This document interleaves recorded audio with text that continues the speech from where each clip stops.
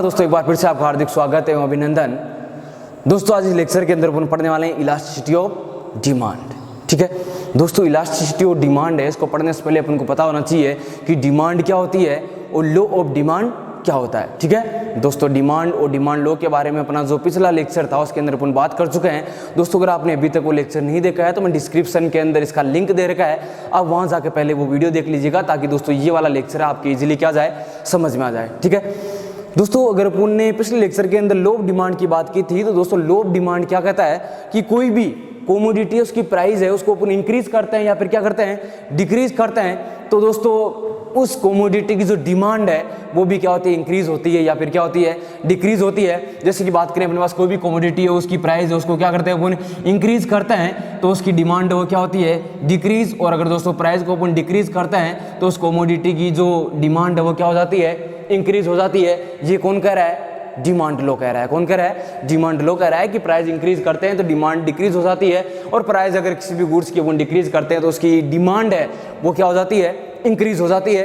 ठीक है, ये कौन कह रहा है, डिमांड लॉ कह रहा है। लेकिन दोस्तों अगर अपन बात करें कि यहाँ पे देखो प्राइस इंक्रीज करने पर डिमांड डिक्रीज हो रही है, लेकिन कितनी डिक्रीज हो रही है ये डिमांड लॉ बता रहा था क्या, नहीं बता रहा था। ठीक है, तो अपन कितनी प्राइस इंक्रीज करें तो कितनी डिमांड डिक्रीज होने वाली है, इसके मेजरमेंट को अपन किसके नाम जानते हैं, इलास्टिसिटी ऑफ डिमांड के नाम से जानते हैं। किसके नाम से जानते हैं, इलास्टिसिटी ऑफ डिमांड के नाम जानते हैं। जैसे कि बात करें अपने पास कोई गुड्स है या कमोडिटी है, उसकी मान लेते हैं कि प्राइस जो 10% अपन ने क्या कर दी, इंक्रीज कर दी। उसके जो रुपए थे या उसके जो भी मतलब पहले मूल्य था उस मूल्य में अपन ने 10% क्या कर दिया है, इंक्रीज कर दिया है, तो उसकी डिमांड वो डिक्रीज तो होने वाली है, ये डिमांड लॉ कहता है। लेकिन वो डिमांड कितने परसेंटेज डिक्रीज होगी इसका मेजरमेंट करते हैं, उसको अपन किसके नाम जानते हैं, इलास्टिसिटी ऑफ डिमांड के नाम से जानते हैं। ठीक है, तो दोस्तों इलास्टिसिटी ऑफ डिमांड है, इसको अपन जनरली डायरेक्ट इस प्रकार से क्या कर सकते हैं, डिफाइन कर सकते हैं। It is the measurement of relative और परसेंटेज चेंज इन डिमांड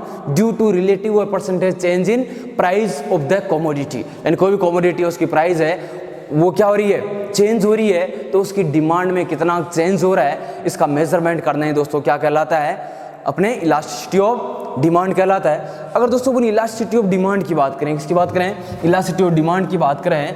ठीक है, ये क्या कह रहा है कि अपन पास प्राइस है उसको इंक्रीज कर रहे हैं, डिक्रीज कर रहे हैं, कितना परसेंट इंक्रीज करेंगे, डिक्रीज करेंगे, तो जो डिमांड है वो कितने परसेंट इंक्रीज होने वाली है या डिक्रीज होने वाली है, इसको अपन को मेजर करना है। ठीक है, तो दोस्तों इलास्टिसिटी ऑफ डिमांड है।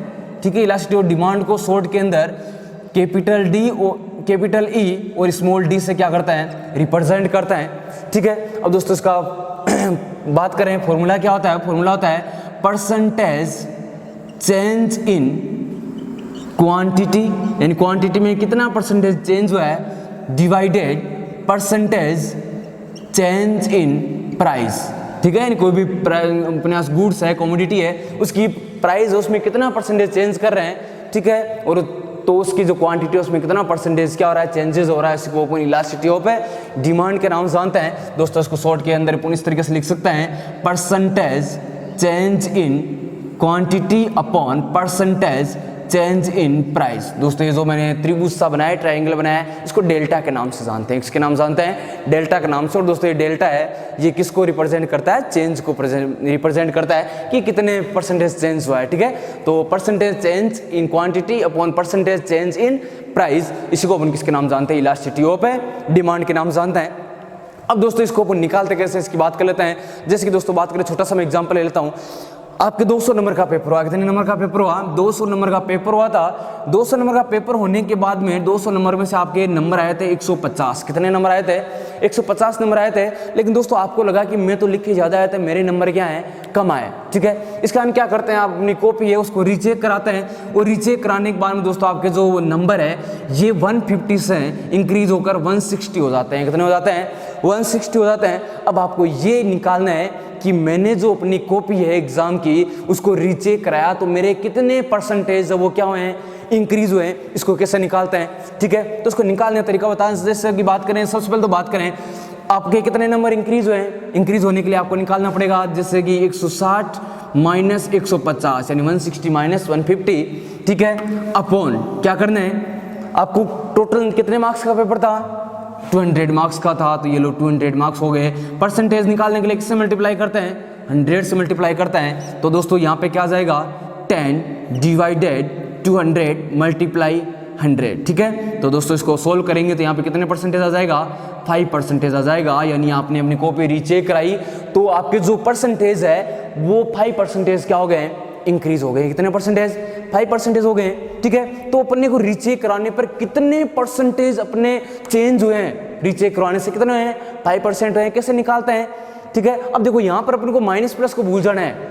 ये लेक्चर अपन पढ़ रहे हैं, इसके अंदर आपको माइनस प्लस को भूल जाना है। बड़ी संख्या को पहले लिखना है और छोटी संख्या को आप कहाँ लिखना है, माइनस के बाद में लिखना है। तो बड़ा कौन सा था, 160 माइनस 150 कितना आ गया, 10, ठीक है। कितना चेंज हुआ है निकालने के लिए 200 था, परसेंटेज में कन्वर्ट करने के लिए क्या हो गया, 100 से मल्टीप्लाई कर दिया।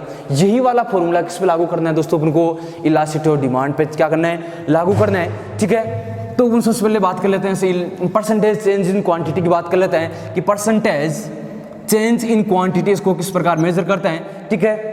अब देखो मैं यहाँ पे क्या लिख रहा हूँ, क्वांटिटी चेंज कितनी है, पहले अपनी क्वांटिटी है वो कितनी परचेज की जा रही थी और दोस्तों अब है अपनी क्वांटिटी कितनी क्या की जा रही है, परचेज की जा रही है। फिर से आपको रिपीट कर रहा हूँ, आपको माइनस प्लस का भी ध्यान नहीं रखना है, आपको केवल इतना ही ध्यान रखना है कि बड़ी संख्या को पहले लिखना है, छोटी को कहाँ लिखना है, बाद में लिखना है, ठीक है। इसके बाद दोस्तों डिवाइड कर देंगे। डिवाइड किससे करेंगे, अपनी क्वांटिटी है वो कितनी है, पहले कितनी क्वांटिटी अपन परचेज कर रहे थे, ठीक है, मल्टीप्लाई किससे कर देंगे, परसेंटेज में कन्वर्ट करने के लिए 100 से कर देंगे। इसी प्रकार दोस्तों अगर अपन बात करें परसेंटेज चेंज इन प्राइस तो क्या हो जाएगा, P2 minus P1 upon price of commodity multiply 100, ठीक है। तो इस प्रकार दोस्तों क्या कर सकते हैं अपन, percentage change in quantity and percentage change in price वो क्या कर सकते हैं, निकाल सकते हैं, ठीक है। कितने परसेंटेज है प्राइस में चेंज, यानी कितना प्राइस में चेंज हुआ है, पहले प्राइस कितनी थी और परसेंटेज में कन्वर्ट करने के लिए किससे मल्टीप्लाई कर देते हैं, 100 से मल्टीप्लाई कर देते हैं। तो ये दोस्तों इन दोनों को अपन किसके अंदर अप्लाई कर देते हैं, अपने फॉर्मूला के अंदर क्या कर देते हैं,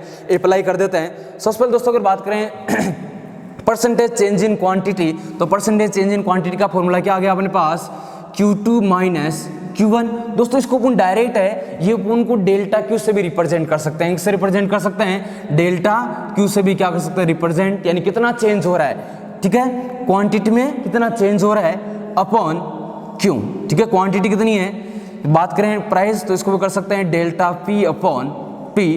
परसेंटेज में कन्वर्ट करने के लिए दोनों को किससे मल्टीप्लाई कर देंगे, 100 से क्या करने वाले हैं, मल्टीप्लाई करने वाले हैं, ठीक है। दोस्तों यहाँ से 100 से 100 क्या हो जाएगा, कट जाएगा। अपने पास यहाँ पे क्या बच जाएगा, delta Q upon Q upon delta P upon P, यानी percentage change in quantity upon quantity, ठीक है, डिवाइडेड परसेंट यानी divided change in price upon price, ठीक है। अब दोस्तों इसको अपन इस तरीके से भी लिख सकते हैं, किस तरीके लिख सकते हैं, जैसे कि delta Q upon Q multiply करेंगे तो दोस्तों ये क्या हो जाएगा, रिवर्स हो जाएगा। यहाँ पे P कहाँ चल जाएगा ऊपर और डेल्टा P कहाँ जाएगा, नीचे आ जाएगा। तो दोस्तों ये फॉर्मूला अपने किसका हो गया है, इलास्टिसिटी ऑफ डिमांड, किसका हो गया है, इलास्टिसिटी ऑफ डिमांड। ये मैंने कैसे कैसे यहाँ से इसको निकाला है ये मैंने आपको यहाँ पर बता दिया है, ठीक है। तो दोस्तों यहाँ पे ये डेल्टा Q क्या किसको रिप्रेजेंट करता है, delta Q is equal to Q2 minus Q1 और दोस्तों डेल्टा P है इज इक्वल टू क्या हो गया, P2 माइनस P1, ठीक है। तो दोस्तों इस प्रकार क्या कर सकते हैं अपन, इलास्टिसिटी ऑफ डिमांड है उसको क्या कर सकते हैं, यहाँ से अपन मेजर कर सकते हैं, क्या कर सकते हैं, मेजर कर सकते हैं, ठीक है। यानी क्वांटिटी में कितना चेंज आया है, टोटल क्वांटिटी कितनी परचेज की जा रही थी पहले, ठीक है, प्राइस कितनी थी पहले उसकी, और अब प्राइस के अंदर कितने क्या किया गया है, चेंज किया गया है। यहाँ से अपन जो भी अपने पास क्वेश्चन में जो डेटा दिए जाते हैं इनको अपन यहाँ पे इनपुट करके क्या निकाल सकते हैं, इलास्टिसिटी ऑफ डिमांड निकाल सकते हैं। दोस्तों इलास्टिसिटी ऑफ डिमांड है ये पढ़ना इसलिए ज़रूरी है, देखो यहाँ से एग्जाम के अंदर एक दो क्वेश्चन आ सकते हैं कम्पिटिटिव में, लेकिन दोस्तों इलास्टिसिटी ऑफ डिमांड पढ़ना इसलिए ज़रूरी है क्योंकि अपना जो नेक्स्ट लेक्चर रहेगा वो रहेगा डिग्री ऑफ इलास्टिसिटी। क्या रहेगा, डिग्री ऑफ इलास्टिसिटी। दोस्तों वहाँ से एग्जाम के अंदर जो कॉम्पिटिटिव एग्जाम ऑब्जेक्टिव टाइप वाला, वहाँ से उसमें से बहुत ज़्यादा क्वेश्चन पूछे जाते हैं और दोस्तों वो आपको लेक्चर अच्छे तरीके से समझ में आए, आपको रट्टे नहीं मारने पड़े, इसके लिए ये लेक्चर आपको समझना क्या है, ज़रूरी है। इसलिए दोस्तों यहाँ से एक बार इसको ध्यान से देख लीजिएगा, ठीक है। तो यहाँ तक अपन क्या कर चुके हैं, इलास्टिसिटी और डिमांड है इसको अपन निकाल चुके हैं, ठीक है। अब दोस्तों अपन बात कर लेते हैं, इससे एक अपन क्वेश्चन देख लेते हैं, क्या देख लेते हैं, क्वेश्चन देख लेते हैं कि यहाँ से क्वेश्चन है किस टाइप का पूछा जा सकता है, ठीक है। मान लेते हैं अपने पास कोई गुड्स है, उसकी जो प्राइस की बात कर लेते हैं, किसकी बात कर लेते हैं, प्राइस, और उसकी क्वांटिटी क्या कर लेते हैं, बात कर लेते हैं। मान लेते हैं अपने पास कोई गुड्स थी या कोई भी अपने पास कमोडिटी है, उसकी प्राइस थी पहले 10 रुपीज़ थी। कितने थी? 10 रुपीज़। तब उसकी जो क्वांटिटी है ये परचेज की जा रही थी 50। कितनी क्वांटिटी परचेज की जा रही थी? आपके 10 प्राइस पर 50 क्या की जा रही थी? परचेज की जा रही थी। अब दोस्तों अपन ने क्या किया है कि अपने पास जो प्राइस है इसको इंक्रीज करके अपन ने कितना कर दिया है? 15 रुपये कर दिए हैं। कितने रुपये कर दिए हैं? 15 रुपये कर दिए हैं। और दोस्तों 15 रुपये करने पर इसकी क्वांटिटी है ये परचेज की जा रही है 25। कितनी परचेज की जा रही है? 25। ये डिमांड लो कह रहा है कि प्राइस इंक्रीज हो रही है तो क्वांटिटी क्या हो रही है, यानी जो डिमांड है वो क्या हो रही है? डिक्रीज हो रही है। ठीक है, तो क्वांटिटी डिमांडेड है वो क्या होगी दोस्तों? यहाँ पे डिक्रीज हो गई है। ठीक है, अब दोस्तों अगर बात कर लेते हैं यहाँ पे इस फॉर्मूले में, इसको पुट करते हैं और देखते हैं कि इसकी इलास्टिसिटी ऑफ डिमांड है ये कितनी आती है। तो दोस्तों अगर अपन सबसे बात करें, सबसे पहले तो अपन को निकालना है कि क्वांटिटी में कितना डिफरेंस आया है। तो सबसे पहले दोस्तों अगर अपन बात करें डेल्टा क्यू की बात करें तो डेल्टा क्यू यानी क्वांटिटी में कितना डिफरेंस आया है। तो क्वांटिटी पहले कितनी थी? 50 थी, अब कितनी परचेज की जा रही है? 25। तो डिफरेंस कितना हो गया यहाँ पे? 25 आ गया। कितना आ गया? 25 आ गया। डेल्टा पी की बात कर लेते हैं, यानी प्राइस में कितना चेंज है। पहले अभी प्राइस कितनी है? 15 है। पहले प्राइस कितनी थी? 10 थी। तो कितना हो गया है? प्राइस के अंदर 5 रुपीज़ का क्या है? डिफरेंस है। एक बार फिर से रिपीट कर रहा हूँ, आपको एक बार यहाँ पे भूल जाना है कि आपको यहाँ पे प्लस में लेना है या माइनस में लेना है। ठीक है, बड़ी संख्या को पहले लिखना है, छोटी संख्या बाद में लिखना है। इसके बारे में अपन बाकी डिस्कशन अपन बाद में कर लेंगे। ठीक है, नेक्स्ट दोस्तों अगर अपन प्राइस की बात करें, पी की बात करें तो दोस्तों आपको इनिशियल प्राइस कितनी थी? तो इनिशियल प्राइस कितनी है यहाँ पे? 10 है। याद रखिएगा दोस्तों, जब भी इलास्टिसिटी ऑफ डिमांड निकालते हैं तो ये प्राइस है ये अपन 15 नहीं लेना है। कितना लेना है? 10 इनिशियल वाली। और दोस्तों क्वांटिटी इनिशियल ये भी कितनी थी? पहले 15 थी। ठीक है, अब अपन को ये चारों क्या है पता है, तो यहाँ से अपन इलास्टिसिटी ऑफ डिमांड निकाल सकते हैं। तो आइए दोस्तों इसको अपन क्या करते हैं, फॉर्मूले के अंदर क्या करते हैं? इनपुट करता है। ठीक है, सबसे पहले डेल्टा क्यू की बात करें, डेल्टा क्यू कितना है दोस्तों? 25। कितने हैं? 25। क्यू कितना है यहाँ पे? अपने पास क्यू कितना आ गया यहाँ पे? 50 आ गया। कितना आ गया है? 50 मल्टीप्लाई पी कितना है? पी ये अपने पास 10 डिवाइडेड प्राइस में चेंज कितना हुआ है यहाँ पे? 5 का हुआ है। कितना हुआ है? 5 का हुआ है। ठीक है, अब दोस्तों यहाँ से 0 से 0 को अपने क्या कर दिया है? कट कर दिया है। इसको कितने कर दिया है? 5 बार कट हो गया है। ये क्या हो गया? एक बार कट हो गया। कितना है? 1 आया है। कितना है? 1। तो इलास्टिसिटी ऑफ डिमांड है वो कितना है दोस्तों? 1 है। इससे देखो अपन को पता क्या चलता है। ठीक है, तो दोस्तों इलास्टिसिटी ऑफ 1 का मतलब होता है कि अपने जितनी अपन प्राइस इंक्रीज कर रहे हैं उतनी ही अपनी जो डिमांड है वो क्या हो रही है? डिक्रीज हो रही है। इसका अगर दोस्तों अपन ग्राफ बनाएं, क्या बनाएं? ग्राफ बनाएं। जैसे कि इस तरफ अपन प्राइस लेते हैं, इस तरफ क्या लेते हैं? क्वांटिटी डिमांडेड लेते हैं। ठीक है, क्वांटिटी लेते हैं। तो दोस्तों इसका ग्राफ बनाएं तो इसका ग्राफ है वो इस तरीके से बनता है कि अपने प्राइस है उसके अंदर अपन ने जितना इंक्रीज किया है अपनी क्वांटिटी उतनी क्या हो गई है? डिक्रीज हो गई है। क्या हो गई है? डिक्रीज हो गई है। यानी जैसे अपने क्वांटिटी में इतना डिफरेंस है तो दोस्तों अपने पास प्राइस है उसमें भी सेम टू सेम क्या है? डिफरेंस है। यानी अपनी जितनी प्राइस अपन ने क्या की है, जितना प्राइस में चेंज हुआ है उतना किसमें चेंज हुआ है? क्वांटिटी के अंदर क्या हो गया दोस्तों? यहाँ पर चेंज हो गया है। तो इसके द्वारा अपन क्या कर सकते हैं दोस्तों? इलास्टिसिटी ऑफ डिमांड है निकाल सकते हैं। तो आपको पूछ जाएगा, फॉर्मूला दे दिया जाए, ये दिया जाएगा और पूछ जाएगा इलास्टिसिटी ऑफ डिमांड कितनी होती है। बाकी दोस्तों इसके बारे में थोड़ा बहुत डिटेल है, आपको समझने का मौका मिल जाएगा जो अपन डिग्री ऑफ इलास्टिसिटी पढ़ेंगे वहाँ पर। ठीक है, तो आपको डिग्री ऑफ इलास्टिसिटी मेरे ख्याल से आपको एग्जाम पूछा जाएगा, तो यहाँ से आप क्या कर सकते हैं? डायरेक्ट निकाल सकते हैं। निकाल सकते हैं नहीं निकाल सकते हैं। सेकेंड बात करें दोस्तों, ये फॉर्मूला आपको याद रखना है। कौन से वाला? Elasticity of demand is equal to delta Q upon Q multiply P upon delta P. ये अगर दोस्तों आपको याद है तो अपना जो नेक्स्ट लेक्चर है डिग्री ऑफ इलास्टिसिटी वो इजीली आपके क्या आ जाएगा? समझ में आ जाएगा। इजीली आप वहाँ से क्या कर सकते हैं? जो भी क्वेश्चन पूछ जाते हैं एग्जाम में सारे के सारे क्वेश्चन आप यहाँ से क्या कर सकते हैं? इजीली दे सकते हैं। तो आपको इलास्टिसिटी ऑफ डिमांड है, ठीक है, ये आपको क्या रखना है? याद रखना है। ठीक है, नेक्स्ट दोस्तों बात करें अपन types of elasticity of demand की बात करें। किसकी बात करें? Types of elasticity of demand की बात करें तो दोस्तों इलास्टिसिटी ऑफ डिमांड है ये 3 टाइप्स की होती है। फर्स्ट तो कौन सी होती है? प्राइस इलास्टिसिटी ऑफ डिमांड होती है। कौन सी होती है? Price elasticity of demand. दोस्तों अगर अपन प्राइस इलास्टिसिटी ऑफ डिमांड की बात करें तो ये प्राइस इलास्टिसिटी ऑफ डिमांड ये कहता है कि प्राइस में चेंज होने पर डिमांड में कितना चेंज होता है। ठीक है, यानी प्राइस है उसमें कितने परसेंटेज अपन ने प्राइस है उसको इंक्रीज किया है या डिक्रीज किया है, तो उसकी क्वांटिटी में चेंजेस आने वाला उसको अपन प्राइस इलास्टिसिटी ऑफ डिमांड कहते हैं। और प्राइस इलास्टिसिटी ऑफ डिमांड का सूत्र अपन ने यहाँ पर क्या कर लिया है, देख लिया। जो अपन ने अभी पढ़ा वो किसके बारे में पढ़ा है, प्राइस इलास्टिसिटी ऑफ डिमांड के बारे में पढ़ लिया। तो प्राइस इलास्टिसिटी ऑफ डिमांड क्या हो जाती है कि price elasticity of demand is equal to percentage change in quantity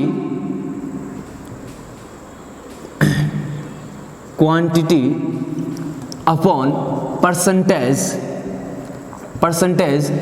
change in price.